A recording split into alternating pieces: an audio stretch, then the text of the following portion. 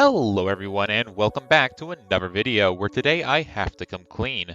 Back when I uploaded my video on beating Balatro with only flush 5s, I briefly mentioned that I made a macro to help me get through attempts faster. And while that is technically correct, the best kind of correct, calling it just a macro is severely underselling it. Today I want to delve into the macro I wrote as I show you how Bast, the Gambletron, works. First of all, the definition of a computer macro or macro instruction is a rule or pattern to turn an input into an output. A great example of a macro is a turbo controller, which can turn the act of flipping a switch or holding a button into simulated button mashing. I've actually made a couple of small macros in the past, one to spam type Luigi Springboard into one of my Discord channels, don't ask, and one to repeatedly press the dash button in Celeste for a challenge run. Actually making the Celeste macro was a little tricky since depending on the simulated button presses I used, the game seemed to have trouble detecting them, but eventually I figured it out. What's important is, while not the utmost authority on them, I know my way around a macro. So without further ado, let's get right into how I made Bast, starting with the easiest part, the finger. In order to have a macro that could work with Balatro, I needed to have a program that could interact with the game, so the first thing I did was make a mouse simulator, since I would need a click input to pull up the deck in the bottom right corner in order to look at my cards. This was actually pretty easy to do with mouse events, meaning I had an easy way to interact with the game. I also wanted to simulate key presses. This was because if you hold down the R key, the game will restart, meaning I can skip several clicks to tunnel through menus. While I gave it quite a few tries, I could not get Balatro to recognize the simulated key presses. My guess as to why I was struggling was because I had to hold the R key and not just press it, which is a significantly more complicated input type. In the end, I decided it wasn't worth it to keep bashing my head against a wall when I could just use a few mouse clicks that I knew would work, so I ended up just discarding the simulated keyboard. Now, if Bast was a normal macro, this would be the extent of its functionality, but as you might have guessed from the length of this video, describing the finger is just the first of many parts of the Gambletron. Now it's time to talk about the next part, the eye. When I, as a human, look at this deck, I can pretty easily count up how many of each card there are and see that making a flush 5 is either possible or impossible. But that raises the question, could I teach Bast to do the same? If Bast could determine if a seed was impossible without human input, I could let it run until it found a viable seed. Considering that the official name of the program is the Balatro Seed Tester, this was the plan from the start. While counting the number of each card on screen is a simple task for us humans, making a computer do the same is a much more difficult task. First of all, the cards appear in different positions based off of how many cards are in each suit. Second, the cards and other UI jiggle around to give Balatro its special sauce. Third, there's a CRT filter over the screen to give the game even more sauce. If you're well versed in Balatro, you might recognize that two of these problems have extremely simple solutions, that being you can deactivate the CRT filter and UI movement in the settings.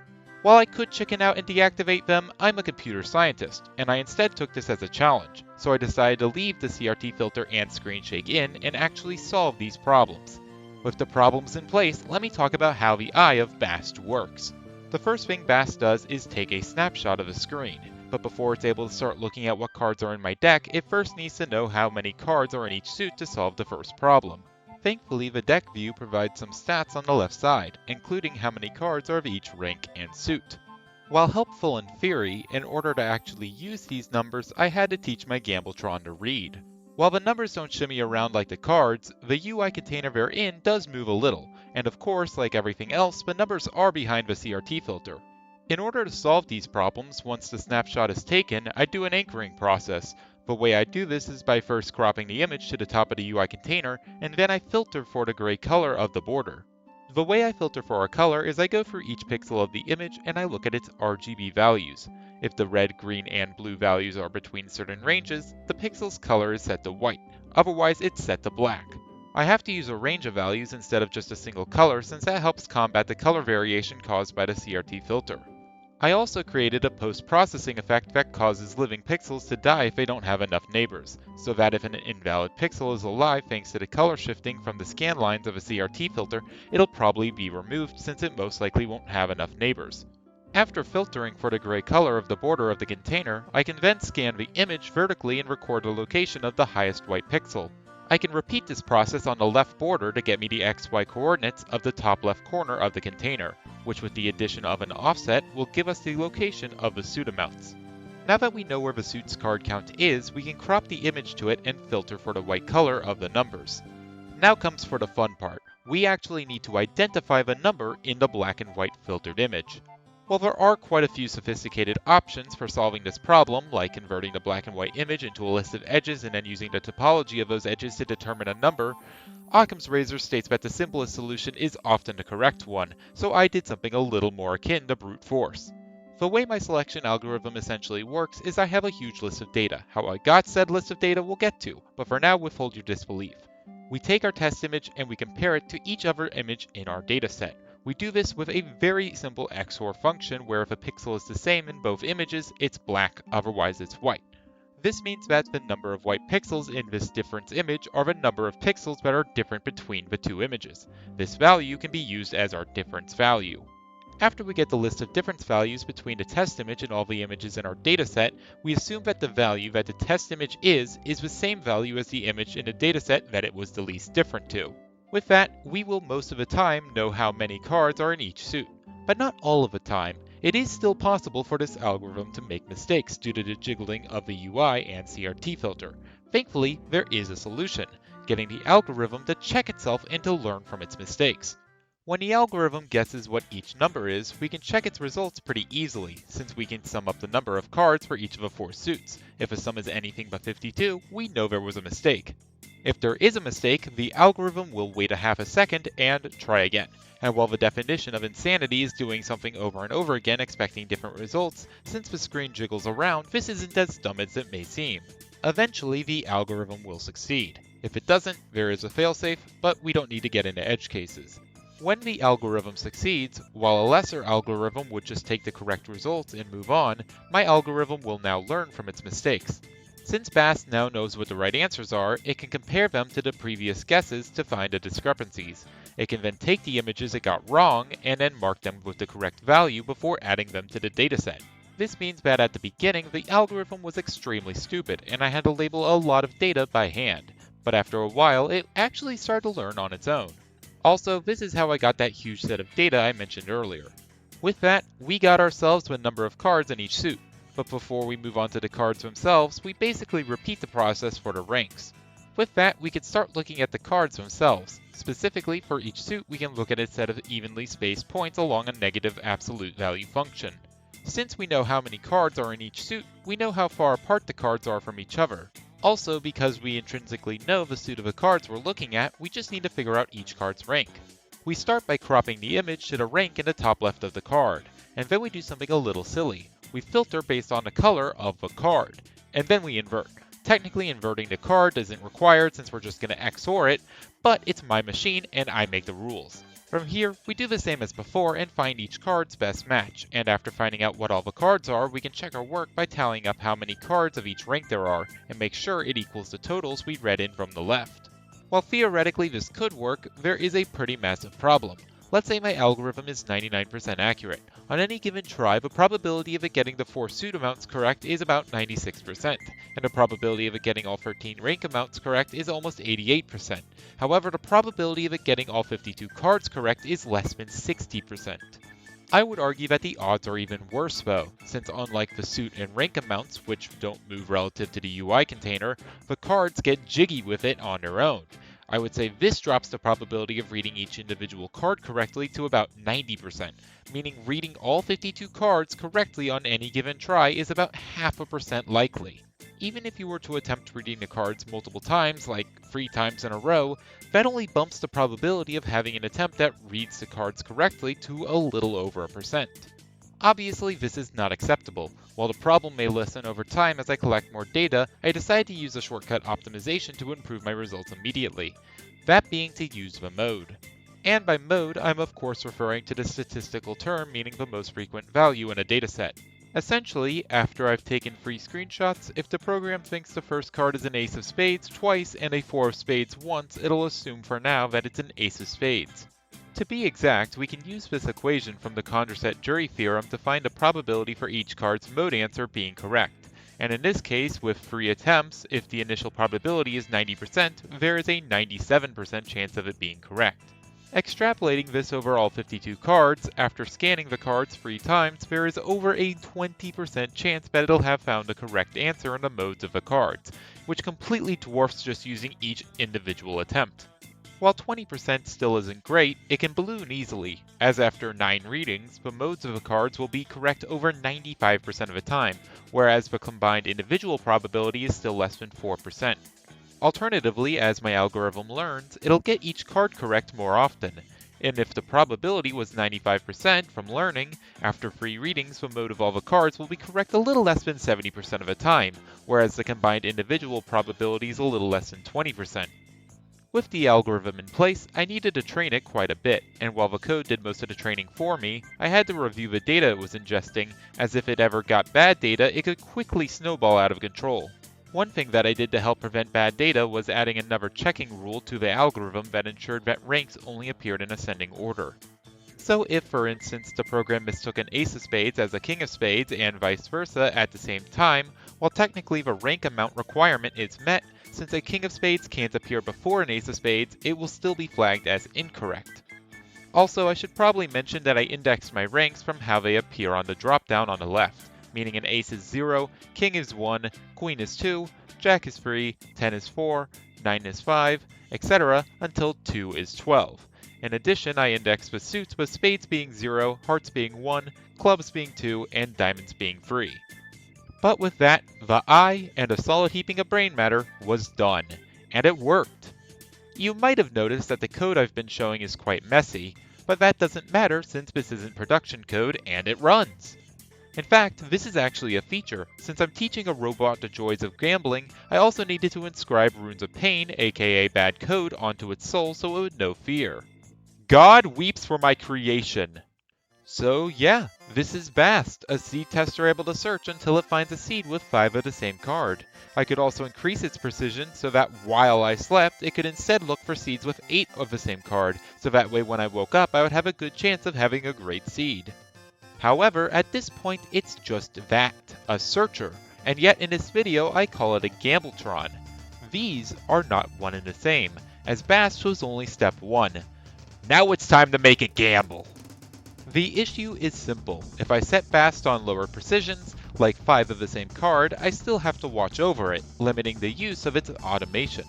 Alternatively, if I set Bast on higher precisions, like 8 of the same card, it ignores perfectly good 5 of the same card decks, which while having lower success probabilities are significantly more plentiful. Essentially, Bast is either a glutton or a gourmet, whereas I want my cake and to eat it too. I want to make the Gambletron play the entire first ante, so let's get into it. In order to get through the first ante, we have 3 whole new sections to get through. However, we have a lot of the groundwork in place, so we're not back to square one. The 3 sections consist of the easy section, the other easy section, and the edge case. Let's start with the first easy section, skipping the blinds. Since the finger can click buttons, actually skipping the blinds isn't a problem, but since we need to know what they and a boss do, we need to read them. This is somewhat of a problem since some skip tags look identical, besides their color. As such, I decided to cure my bot's color blindness. This mostly consisted of copying over all my prior image comparing code and making a version that used color images instead of grayscale.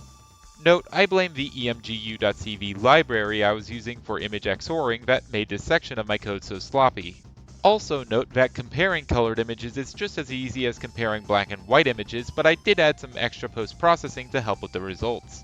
Specifically, since there's extra noise around the edges of a tag, I devalued results closer to the edge. While for the most part this tag detection system works, I also added some redundancy checking by forcing my program to get the same answer for the tag multiple times in a row to confirm it. By the way, I didn't use this strategy before since now our goal has fundamentally changed. Before, we were just trying to get Bast to be as fast as possible, hopefully with little to no error.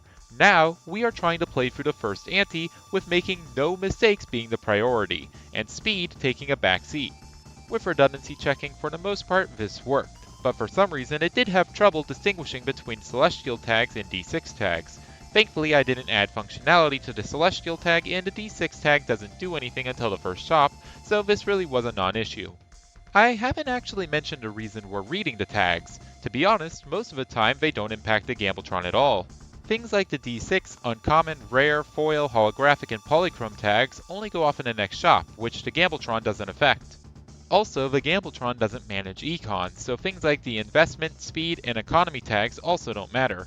To be honest, the only tags that matter to the Gambletron are the double tag, which copies your next tag, the juggle tag, which increases your hand size next round by 3, the boss tag, which has a physical animation of re-rolling the boss, which takes a while, and the edge case tag, which we will get to. Speaking of bosses, the only one we care about is the manacle, since it lowers our hand size by 1. All of the bosses have unique hues, so using that new color comparison option I added, scanning them is a cinch. And that covers the first new section. Let's move on to the next, actually playing the round. In order to play the round, the Gambletron needs to know the cards in its hand, and we're going to figure this out by learning what cards are not.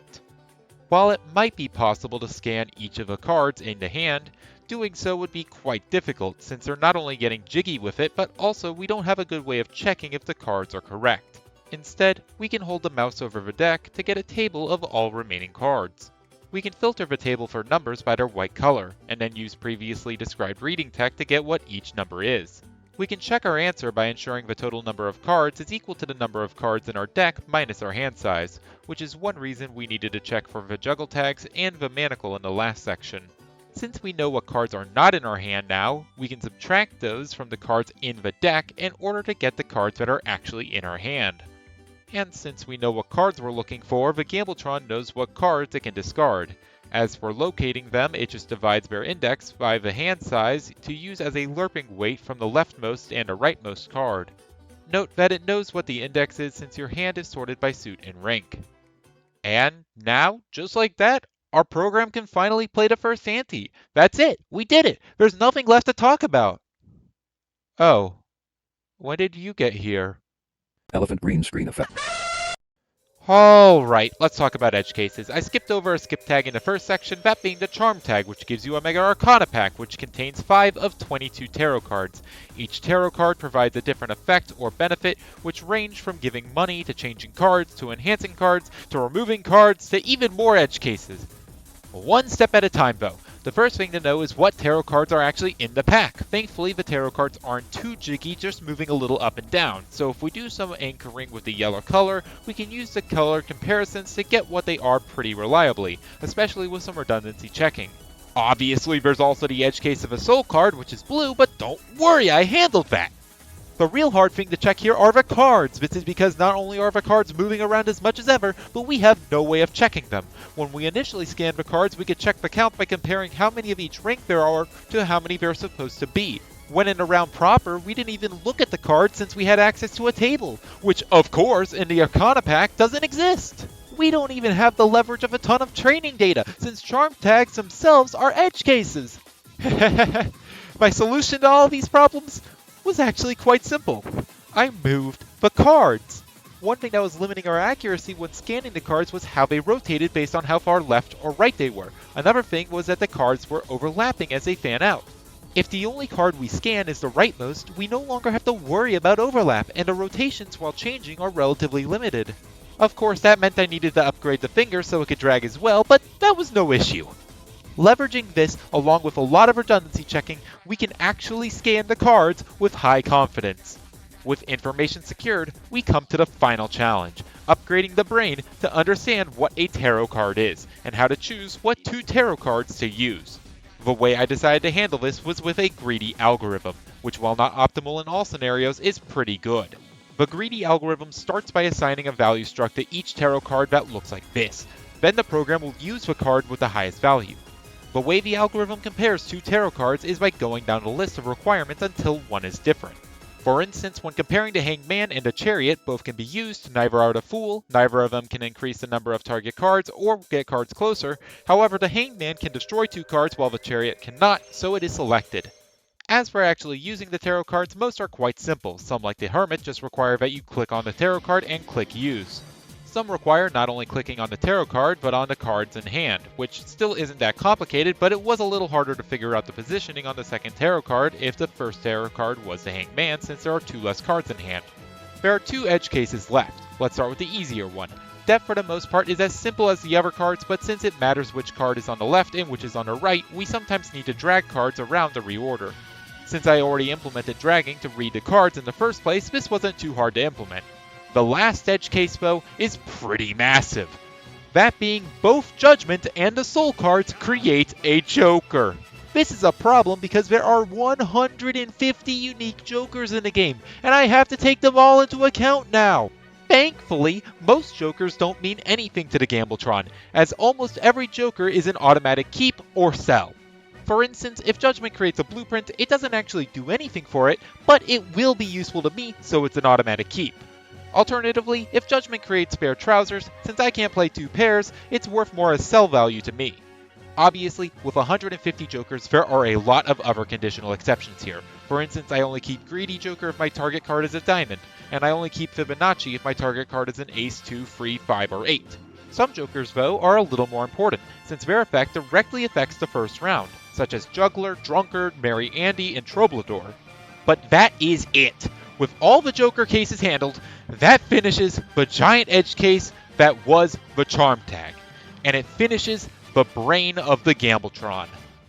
At this point, the Gambletron works.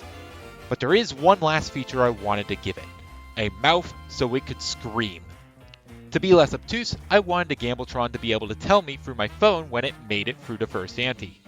In order to do this, I started making a new application using the small framework I developed that the Gambletron could tap into. However, I struggled due to different versions of Godot not allowing web export if the code contained C# and other versioning problems. And then I realized I was being stupid. There are soft phone services out there like Google Voice that can simulate calls out to other devices. The reason I didn't initially look into these is because they don't expose their API, meaning I don't have any way for the Gambletron to interact with them. And then I remembered that I gave my Gambletron fingers and facepalmed. After that final, finishing touch, the Gambletron was finally done. Finally able to gamble, through the night, and tell me when it found a seed that made it through Ante 1. I love computer science.